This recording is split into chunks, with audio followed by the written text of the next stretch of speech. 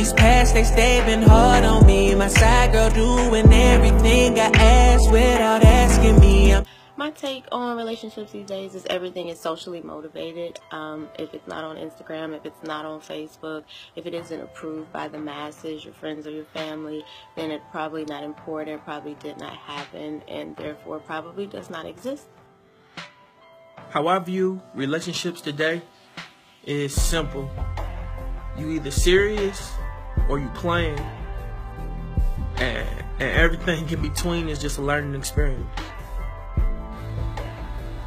Yeah, what's up? It's your boy 210, Justin, to those that really know me. My thing on relationships, I think bottom line is work on self. And I say work on self first because you can't go into any relationship as an injured human being carrying all the scars that you had, everything that's been done to you. You can't go into anything and expect somebody else to take care of your wounds that you haven't dealt with yourself. So I think that would be the best and the only thing I think to develop the best relationship in any kind of way, business, otherwise, intimate, anything, because you don't want to be what happens to you, because can't nobody really help that if they don't know what happened to you, and only you do, and only you know how to handle that. So do that first and it'll be cool, no problem, no fights, no issues, no tissues. My views on relationships. I honestly think that we're not cultivating them correctly. I feel like we focus on the perception of what other people think versus what it actually should be. I feel like we haven't grasped our psyches fully around what a relationship is. To answer your question, yes, love still exists. The commitment can be there, and that still exists as well. The only time it becomes bad and you see the bad side of the relationship is when the communication is off.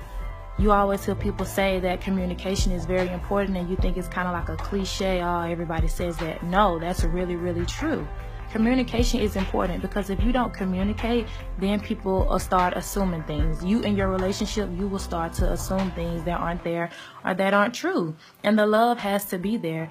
In a relationship, you're going to go through different transitions. Each transition does not mean, okay, let's break up. No, it means to grow together and work it out and talk it out. You can't read each other's minds, so you don't need to try to read each other's minds. You should just grow with each other, go through those transitions, and let everything work itself out. Love can still exist. It can exist through the pain. It can exist through the arguing, the fighting. That's not going to last long unless you're honestly in an abusive relationship, which could be abusive physically or mentally and emotionally. If you're in something like that, then of course you should get out. But yes, love still exists, commitment still exists, and yes, it is worth it.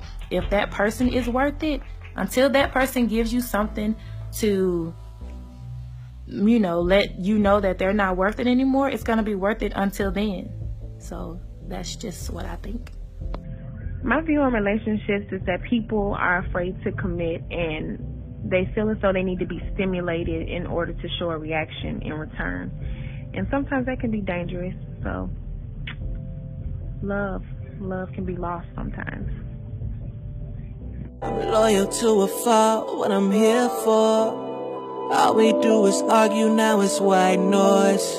Shawty acting childish like she need toys. Out here throwing fits with a thrift store. No reason to yell this.